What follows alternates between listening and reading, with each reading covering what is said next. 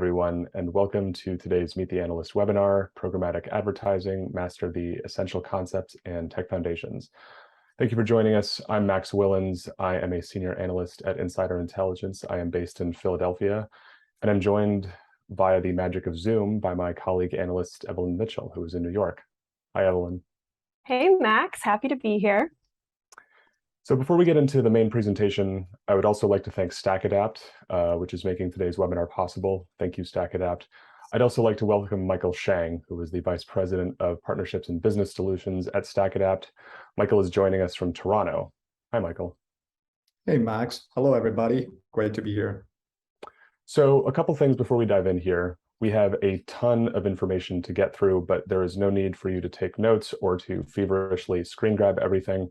We will be sending you an email which contains a link not only to a full recording of today's presentation, but also all the slides that Evelyn will be walking you through. But we do want you to participate. So you can use the chat window on the right of your screen at any time to submit questions, and we will get through as many of them as we can in the time allotted for a Q&A. So with that, Evelyn, let's get started. All right. Has anyone ever heard that the human body replaces every cell at least once every 7 years so that we each occupy a completely different body every 7 years? I hate to break it to you, that's not entirely true, but it's still a pretty useful metaphor to talk about programmatic advertising. Stay with me. If we think about programmatic like a body, perhaps it's more of a beast, depending on your perspective, it too changes one cell at a time until it looks completely different. And those changes, those very minute changes, happen really quickly. It's a lot to keep track of. But luckily, for most advertisers and publishers, it's not necessary to keep track of each and every change. But it's still best practice to know that the body that you're in is good to go. So in the next 25 minutes, we're going to go over the essential concepts and tech foundations that enable programmatic advertising today. And there's a lot to pack in. So we're prioritizing breadth over depth here, and I encourage everyone to make liberal use of the chat window to the right of this video feed to ask any of your questions, anything you want to revisit, anything you want to go deeper on, and then we will get to as much as we can during the Q&A session at the end of this presentation, like Max mentioned. Let's go over an overview of what we're going to go over today. First, we will define programmatic advertising, what it is, what it isn't, and how big the opportunity is. What's the size of the market? Next, we'll go over the different ways that programmatic is transacted and the amount of money spent with each transaction type. Then we'll go over key players and talk through what the typical programmatic bid looks like. Then we'll zoom out and discuss a few other concepts that affect the relationships between ad tech vendors and the clients that they work with, whether they're advertisers or publishers. And then finally, we'll chat about what's next in the programmatic landscape before we hear from Michael and StackAdapt. So I'll give everyone a quick moment to buckle up. Okay, let's dive in. First, it's helpful to define programmatic. What is programmatic advertising? At Insider Intelligence, we define programmatic as any ad that is transacted or fulfilled via automation.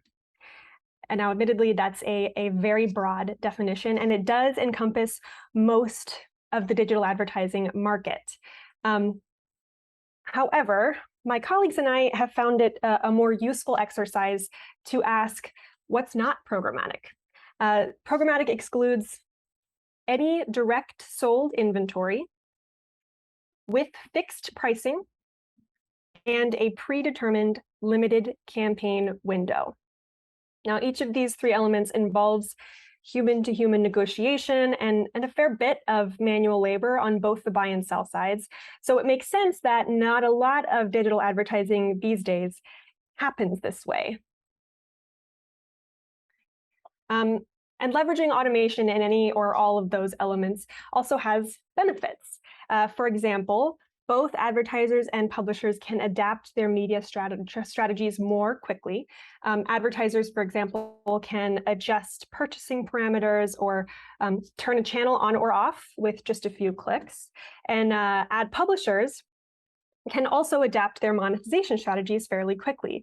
And then both advertisers and publishers can reduce overhead costs associated with hiring salespeople or campaign managers, while simultaneously freeing up bandwidth for remaining staff by essentially outsourcing certain decision-making responsibilities to technology. Now, there are some additional cost efficiencies for both advertisers and publishers. Advertisers, on the one hand, can reduce spend against less valuable audience segments and then reallocate that spend accordingly, while publishers can increase their ad revenues by accessing real-time demand from advertisers that are willing to pay more to reach the right person with the right message at the right time in the right context, right? The holy grail of digital advertising. Publishers can also more easily monetize any ad inventory that is not already sold directly. And all of this helps explain why programmatic has come to dominate digital advertising and why it's not going anywhere despite challenges that have arisen around consumer data privacy. So, what kinds of media can be bought programmatically? Well, digital display, of course. And at Insider Intelligence, our definition of digital display includes digital video, which then as a subset includes connected TV. It also includes digital audio as a form of rich media, and then within that, podcasting. Now, each of these can be and are to varying degrees purchased programmatically, but if we roll them all up, programmatic accounts for 90.2% of digital display ad spending, 90.2%. And although that's already a hefty share of that market, programmatic penetration is still growing.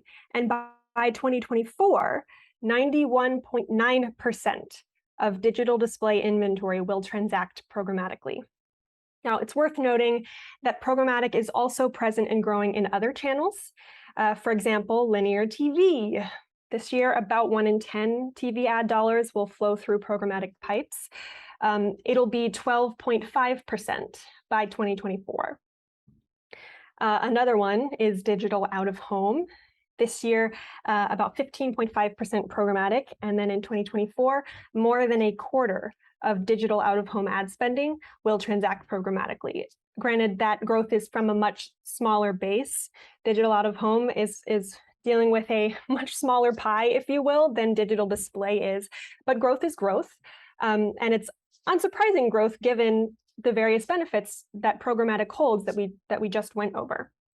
Now, because digital display is the largest programmatic market, it'll be our primary focus today, but it's helpful to know that programmatic is all over the place in today's media industry. All right, transaction types. Actually, before we move on, I just want to remind everyone once again, please ask your questions in the chat window. I know this is a lot, we're moving very quickly, and I want to make sure that everyone has a chance to ask those burning questions. All right, so transaction types.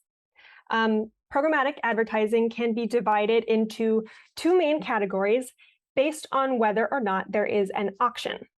So first, when there's not an auction, it's called programmatic direct, and that involves one seller and one buyer. There's some level of negotiation and the pricing is fixed. Then when a certain amount of inventory is guaranteed, that transaction is called programmatic guaranteed. Pretty straightforward. When inventory is not guaranteed, it's called a preferred deal. Then when there is an auction, it's referred to as real-time bidding or RTB. Real-time bidding auctions take place, as the name would suggest, in real time as a user's device is loading a web page or an app. And within RTB, there are two main transaction types based on whether or not the auction is public. Private marketplaces, also referred to as PMPs, are typically owned by a single publisher or a small group of publishers, and they're open to a select number of invited buyers. And then there's the open exchange, which, as the name suggests, is open to all buyers and sellers in the digital ecosystem. It's a public auction. All right. So programmatic direct represents about 3/4 of the digital display ad market. And this is due primarily to the influence of social media. The vast majority of social media display ads are purchased at a fixed price and with a particular platform, and then are served programmatically. Then the two real-time bidding transaction types combined account for the other quarter of digital display ad spending, that is programmatic. The open exchange has seen its share of the market decrease over the last few years. And then meanwhile, private marketplaces, PMPs, are taking on a larger share of the market. 2020 was the year in which PMP spending overtook spending that is done in the open exchange. And there are a few reasons behind this share shift.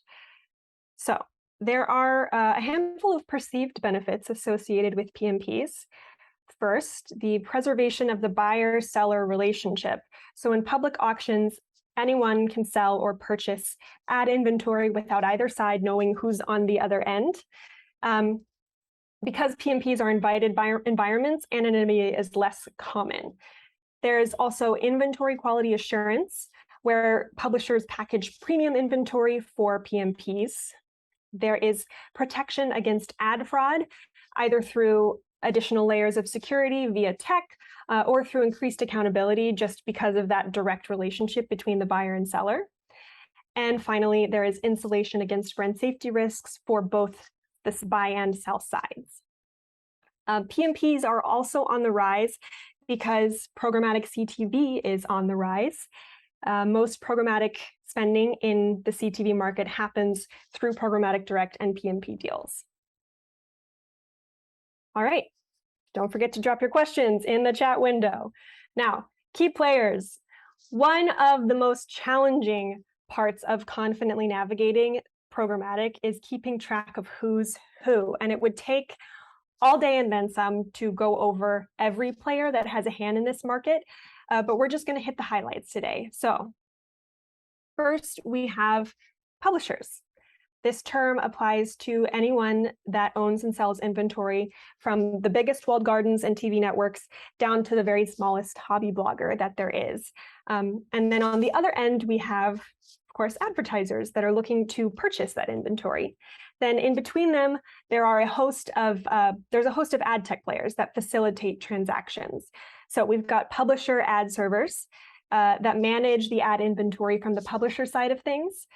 Then we have ad servers on the advertiser side of things that deliver ads and track campaign performance. Then we have supply side platforms, which essentially allow publishers to access demand from multiple sources in a single interface. Demand side platforms serve a similar purpose for advertisers. And then in the middle, we have ad exchanges and ad networks, which are essentially marketplaces that aggregate demand from the buy side and inventory from the sell side. So there are additional ad tech players that provide services to enhance programmatic strategies or solve for areas of concern. And these include ad verification firms, which ensure that ad placements meet advertisers' standards. We have measurement and attribution partners, which are becoming increasingly important as the amount of consumer data that advertisers have access to diminishes. We have data management platforms, or DMPs, which take in all sorts of inputs and plug into SSPs and DSPs to help inform real-time decision-making and optimizations. We have customer data platforms, or CDPs, which are similar to DMPs, but work with only first-party data. And CDPs help create unified views of individual customers. And then last but not least, we have data clean rooms, which are secure digital environments that allow multiple parties to leverage each other's data in a privacy-compliant manner. So there are a few things to note about all these key players. First, while it helps to talk about these entities as separate for the sake of understanding what each one does, the reality is that we're dealing with a lot of blurred lines between players these days. Very rarely does an ad tech player fit cleanly into one place or another. Google is a good example of this. Apologies if you can hear the fire truck in the background, everybody. It's a live webinar for you. Very rarely does an ad tech vendor actually fit cleanly into one place or another, and Google is a good example of that. Google operates a very complicated web of ad tech products that span the buy and sell sides. Additionally, not all advertisers or publishers will work with every single vendor. For example, some advertisers may forego partnerships with DSPs in favor of working directly with an ad exchange or an ad network. All right, so what happens when an ad is served programmatically? Well, it depends on the transaction method used and the ad tech partners involved, but we do have a really excellent illustration that breaks down the quote-unquote typical programmatic bid. So a web page or app starts loading. The header auction takes place first. The winning header auction bid joins the unified auction, in which the publisher's ad server weighs various bids and priorities to determine which ad to serve. And once the winning bid is selected, the advertiser's ad server delivers the ad, and voila, the ad is served. And it all happens in milliseconds. Let's take a moment to talk about header bidding. Header bidding is a practice that runs ad auctions across multiple demand sources on a user's device before calling an ad server. And it's fairly common because it helps publishers bring in more revenues versus waterfalling. Waterfall auctions sent the bid request to one demand source at a time and selected the first bid that surpassed the publisher's floor price, even if the next demand source would have bid more. In header auctions, the bid request is sent out to all demand sources simultaneously, and the highest bid wins. Header bidding is also a lot of work to set up and manage, so not all publishers use it, and when they don't, the bid request goes straight through to the unified auction. Let's talk about the elephant in the room, third-party cookies. These pieces of code live on browsers and are used to track consumer behavior and purchase history over time. And historically, they have been the backbone of the user information that is provided in the bid stream that allow advertisers to set their bids based on how valuable that user is. This is called behavioral targeting. And some regulators have taken to calling it surveillance advertising. And to be fair, there are certainly some shady data collection practices that fuel behavioral targeting, and it is based on third-party cookies and their mobile counterparts, mobile ad IDs. So with third-party cookies and their mobile counterparts, mobile ad IDs, going away, advertisers are reevaluating how they target specific audience segments. And for example, contextual targeting is receiving renewed attention. Max, you recently wrote some stuff about contextual targeting. Would you mind explaining what it is and what adoption is looking like right now?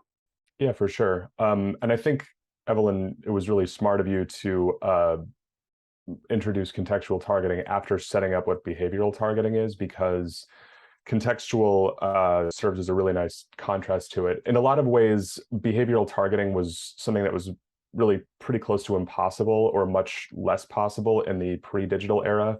And contextual targeting is in a lot of ways the kind of backbone of traditional media ad spending. So if you were a company that made camping equipment and you were thinking about where to advertise, you might look for contextually relevant media. So you might place ads in magazines about hiking, for example, or if you were an olive oil brand and you were looking to put your product in front of people, you might call up the Food Network and run an ad buy on their Italian cooking programming. The idea is placing advertising messages against content that is either directly aligned or sort of peripherally aligned with the message that or the product you're trying to reach people with. for a long time, it was kind of a laggard technologically. Behavioral was a site of immense innovation for a long time, but with privacy changes coming and with lots of interest in new kind of compliant ways to reach people, contextual targeting is definitely on kind of a comeback trail. You're starting to see it more and more pop up in CTV advertising. It's making major strides among traditional publishers as well. And with contextual's rise, you're also seeing a kind of change in the importance of certain kinds of middlemen, like you've mentioned already. So think about like verification firms, which up until a couple of years ago might have basically been there to say, yes, this ad was high enough on a page that someone could see it. Now they're also kind of getting into the contextual targeting game as well, and it's becoming an increasingly important part of their businesses. So to answer that final piece of your question, it's smaller than behavioral targeting, but it is ascendant, and it's going to continue growing for the next couple of years. I think that totally makes sense given everything you mentioned. And by the way, thanks for bringing up Italian food. Now I'm going to have to go get some once we wrap up this webinar. Awesome. So let's go ahead and move on to some additional relationship dynamics at play between ad tech vendors and their advertiser and publisher clients. But again, one more time, just a reminder to use that chat window to ask all your questions. I'm sorry, that's the last time that I will remind you during the course of this presentation. All right, first, the ad tech tax. What is it? It is the portion of programmatic ad spend that goes to intermediaries. These fees come out of publishers' revenues, and they can vary greatly by partner, by channel, by ad format, and they're not always totally consistent or transparent. We estimate that just over 40% of real-time bidding, RTB, digital display ad spending will go toward the ad tech tax this year and for the next few years. That's that 40%. All right. Supply path optimization, or SPO. What is it? It's essentially simplifying the programmatic supply chain by reducing the number of intermediaries involved. And SPO can be implemented by the clients, so advertisers and publishers being more selective about the partners that they work with and asking more from each of the partners that they do work with. It can also be implemented by the ad tech vendors themselves, who can broaden their offerings by developing new solutions internally or acquiring or merging with competitors who have already done that work. Right. And before we hear from Michael, let's review the biggest trends that everyone needs to be keeping an eye on over the next few years. Number one is privacy and identity resolution. Hopefully this isn't a surprise to anyone. I mean, there's been enough in the news just about this just in the last few weeks. Google postponed its plans to deprecate third-party cookies in Chrome. This is the second time in just over a year that Google has pushed this deadline, but the cookieless future is already here. Other browsers, Safari and Firefox, already block cookies, third-party cookies. And so if these changes have been happening for a while now already, how prepared are we for the axe to drop? Well, research from the Interactive Advertising Bureau, the IAB, suggests that many players in the industry feel more prepared now than they did a year ago, but there's still a lot of confusion and inertia. Max, what have you seen in your research regarding preparation for this major change? Yeah, I think that it's to what you were alluding to. The IAB has done research that suggests that most people feel a lot more confident about what's coming than they did when Google first made its announcement that it would deprecate third-party cookies. And there has been a lot of kind of groundwork laying. In the report that you alluded to that I wrote a while ago, I found some data that suggests that on a typical publisher website, there are 5 different identity solutions running at the same time, which is significantly up from where it was 2 years ago, when basically there might have been, one at most. But there's a ton of experimentation and kind of market sorting that needs to happen. So I mentioned the typical publisher has 5 identity solutions running, but there's also probably close to 100 solutions available just in the North American market. And most people that work in the market feel like that's an unsustainable, impractical number. So there's more work to be done, even though a decent amount of progress has been made already. Sure. Well, then that's a good segue into my next point here. What's next? Next steps are to continue building, testing, and adopting new targeting and measurement solutions. And as a quick PSA here too, advertisers, don't wait. Use the extra time you've been given to get ahead of this major change. All right, number two, and the final trend we'll go over today is anti-competition scrutiny. So big tech is facing mounting scrutiny and regulatory pressure about its dominance in digital advertising. And Google in particular is the subject of much of this scrutiny. It commands a very large share of the ad tech market, and it's in the driver's seat when it comes to the deprecation of third-party cookies.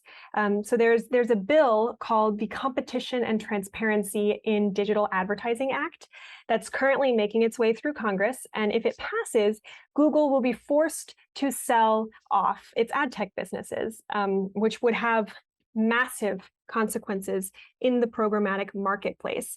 And it's hard to predict exactly how the landscape would look if Google were to relinquish some of its power in ad tech. But even if the bill eventually fades away, as so many of them do, it's unlikely that Google will make it through the next 5 years completely unscathed in this respect, which means the programmatic landscape might look very different in a few years. So we'll have to wait and see. All right, we made it. Now, before I pass it back to Max, one last reminder to please submit your burning questions using the chat window to the right. All right, over to you, Max. Evelyn, that was great. Thank you very much. Now, Evelyn has been helpfully reminding you guys to submit questions, and we will get to them. But before we do, I'd like to welcome back Michael Shang, who is the VP of Partnerships and Business Solutions at StackAdapt. Welcome back, Michael. Thank you for being here. Hello, Max. Hello again. So I have some questions for you, and they touch in many ways on what Evelyn has gone over already, but would love to get your insights as well. I want to start with some conventional wisdom. So there's a kind of school of thought that says that as the digital ad market moves away from third-party cookies, the cookieless environments and deprecation of identifiers are just going to push more ad spending into walled gardens. Is that what you guys are seeing? Well, I guess first, deprecation of identifiers and privacy challenges impact all participants, but certainly to varying degrees. But maybe we can use Meta as an example here. So we know revenue fell for the first time ever last quarter, and profit shrank for the third straight quarter. And certainly macroeconomic conditions play into that, but we know that just the Apple privacy change alone, that will cost Meta around $10 billion in revenue a year. So it's safe to say that impacts everybody. And we have to remember the deprecation of identifiers ultimately hurts the consumer and the consumer experience, because it takes away the value exchange. As a result, consumers will certainly see less relevant ads, but why do they care, right? But the reason why they should care about that is the publisher will see a declining revenue, and that will hurt their content business, which will ultimately hurt the consumer experience. And there's an opportunity for the rest of us to work together and come up with multiple, I think, as you have alluded to earlier, multiple free and open source IDs to support the economics of the free internet. How would you recommend that marketers look at the types of trends that Evelyn laid out when it comes to budgeting their campaigns, whether it's programmatic or otherwise? Well, I think you have to think about what's marketers' core focus. Their core focus is really to identify the buttons. So buttons you can push as a marketer to bring revenue. So I would say keeping up with the trends is pretty challenging. And what's not helping is marketers are increasingly tasked with more, but with less. So my recommendation is keep your options open, keep experimenting, trying out new tactics, new platforms, If the new platform outperforms your existing tech, allocate more to it. If it underperforms, then you're sitting on an optimal setup. So keep experimenting. It helps remove bias in the decision-making process. And also you can count on platforms competing against each other to produce the best results. It's really nice advice. Speaking of testing and learning, another question for you regards one of the challenges we hear about when it comes to measurement, and the idea being that when we remove identifiers and third-party cookies, that's going to make measuring the efficacy of digital advertising harder. How can marketers overcome this challenge, especially when so many campaigns these days are multi-channel, where it might spread across CTV, audio, display, out of home? Yeah, it does make the measurement more difficult, certainly, and this is a pretty tough question. But I'd say marketers can still figure out on their side what's working and what's not. I think the challenge really is once they figure out what's working, it'd be pretty difficult for them to implement that strategy on the targeting front because of the deprecation of identifiers. So to overcome this challenge when running multiple campaigns in multiple channels, again, the recommendations that you need to experiment. For example, if you haven't tried contextual advertising, give it a shot. Based on our research at StackAdapt, AI-enabled contextual advertising outperforms retargeting 22% of the time. And it gets about 2.5x the CPA of retargeting, or better most of the time. And when it comes to multi-channel measurement and optimization, most platforms have the capability to do it. So you just need to experiment and find out who does it the best. It's very interesting. And final question, which again touches on something we talked about, and that's the identity solutions market. As I mentioned when I was talking a moment ago, this is a crowded market right now. There's several dozen solutions when the general wisdom is that the market will really support between 5 and 10. Are there solutions you're particularly excited about? That's a good question. I'm excited about the aspect that there will be multiple identity solutions, not one, because there will be competition. And these solutions need to be interoperable, which means they will be free and open sourced. And this will allow publishers to improve revenue and produce great content, which ultimately benefits the consumers. So I guess the message really to take away here is that we want multiple and we want competition. So that ultimately benefits everybody. Fantastic. Thank you again, Michael, for those. Now we have time for some audience questions, which have been pouring in pretty steadily throughout the presentation. So thank you guys again at home.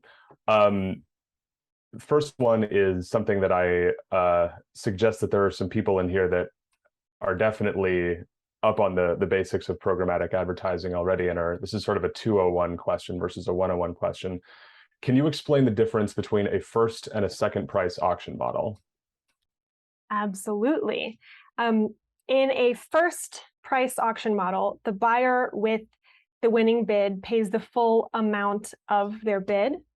And then in a second price auction model, the buyer with the winning bid pays 1 cent more than the second highest bid. So first price auction models tend to benefit publishers because they get extra revenue, whereas second price auction models benefit advertisers because they can find additional cost efficiencies. It makes a lot of sense to me. I only had to hear someone explain that to me 20 times before it sank in. So luckily, all of you get to just play that answer back over and over again and have it sink in. Another question, again, kind of a jargon-related question.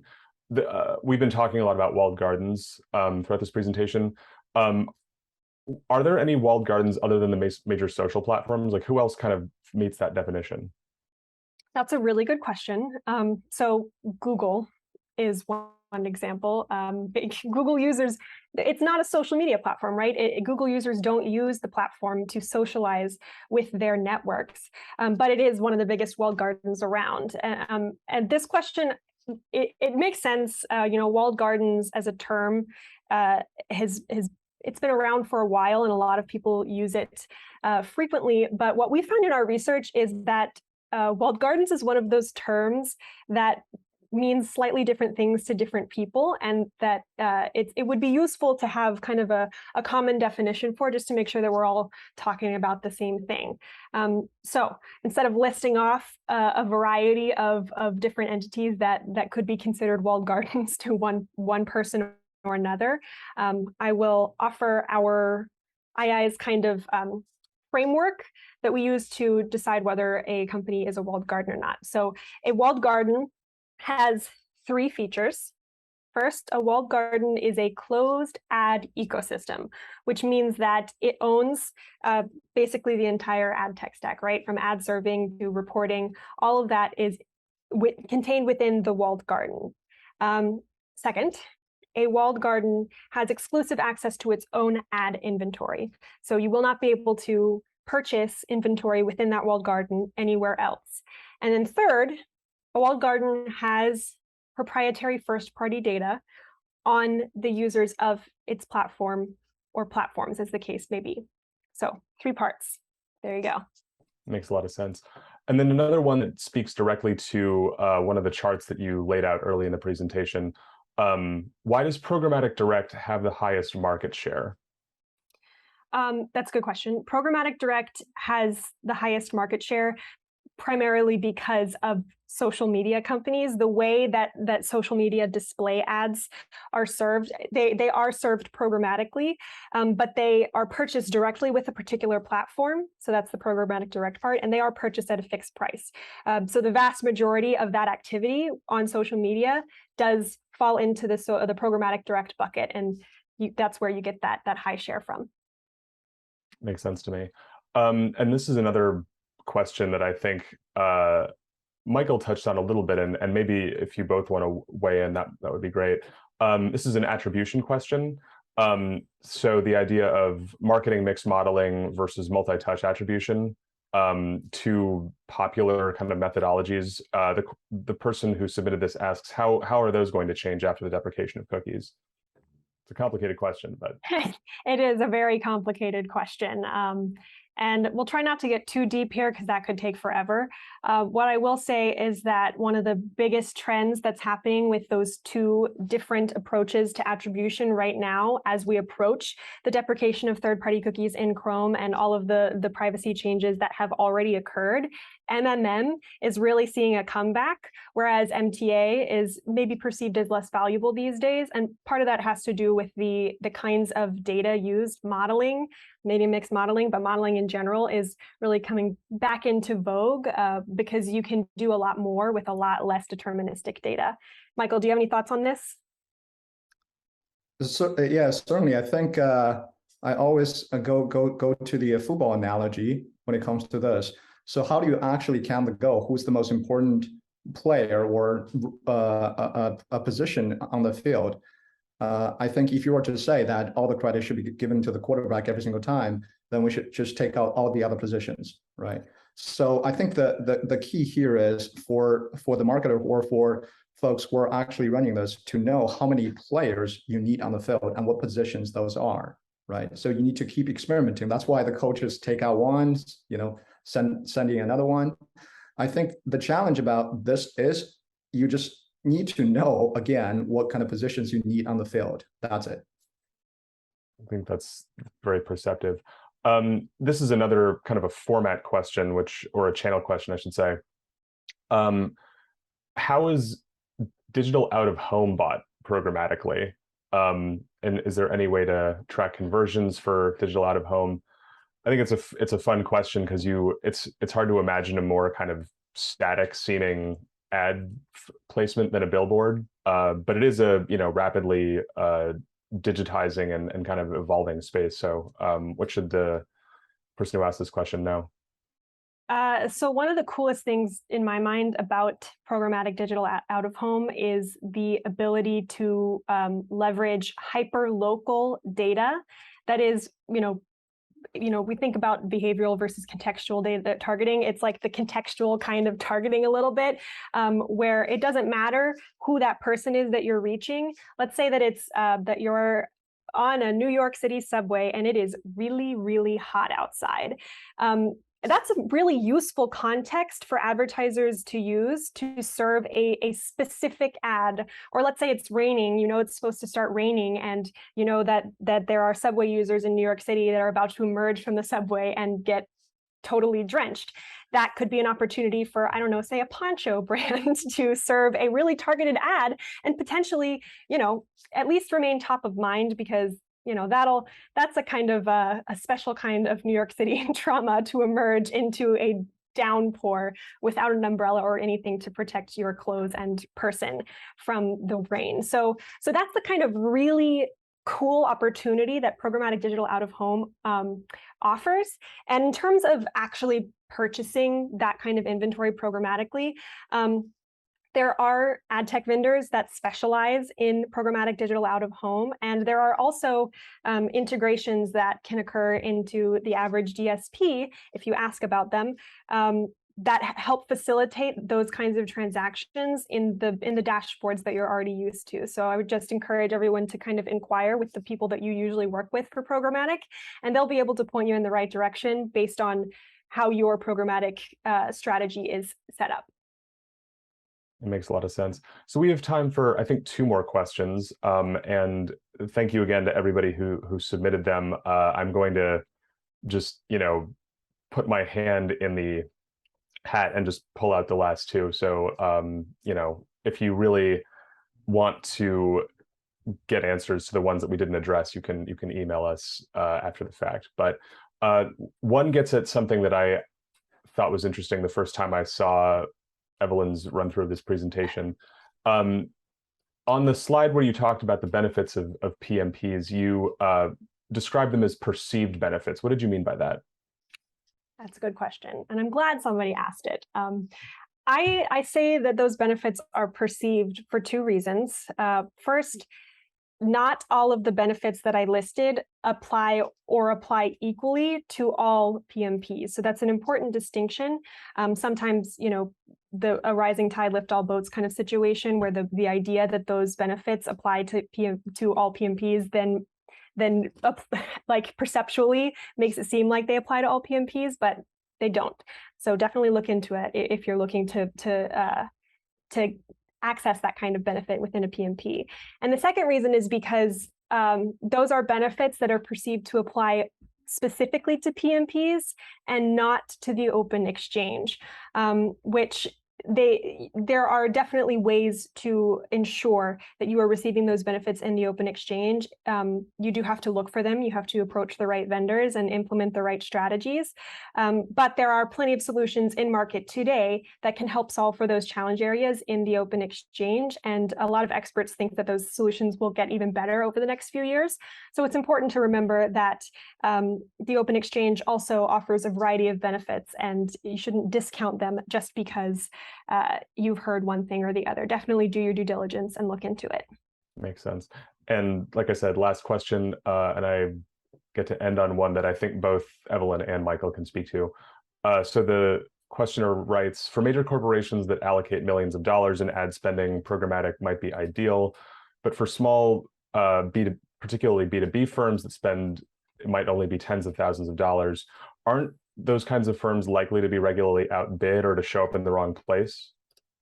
Not necessarily. I understand that perspective, and it's one that I think a lot of ad tech players have been working to kind of mitigate, because the great thing about programmatic is that, especially self-serve programmatic, where the advertiser themselves takes on a little bit more of a hands-on approach to their programmatic advertising, it's very easy to scale whatever programmatic inventory you are looking to purchase based on your specific budgets, your risk tolerance, your needs, your campaign. Programmatic is very adaptable and flexible for individual advertisers.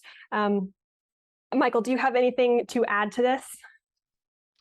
Yeah, I think the tech in general works. But the nuances really come from how different platforms are designed for different type of, I would say, users, right? So there are platforms designed for power users, and there are platforms designed for SMBs.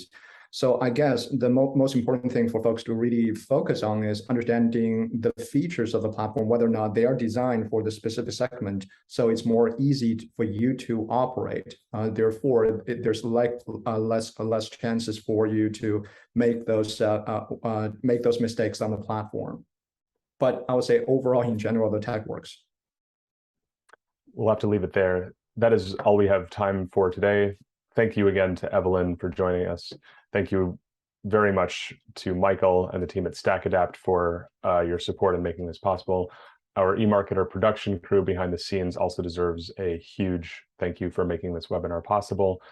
As promised, we will be emailing you a link with the slides as well as the full recording. But before we wrap up, let me take a minute to tell you what's happening across eMarketer's media channels. You can register for upcoming live analyst and tech talk webinars at emarketer.com/webinars. On the audio side, you should definitely tune into Behind the Numbers, eMarketer's daily podcast. That is available everywhere that you can find podcasts. Evelyn and I are frequent guests, which is reason enough to tune in, I think. And finally, please check out our newsletters. We send them every day. They are great sources of insight and analysis, not just on tech and media, but on financial services, on banking, on social media usage, you name it, we've got newsletters for it. Thank you again for joining us, and enjoy the rest of your workday.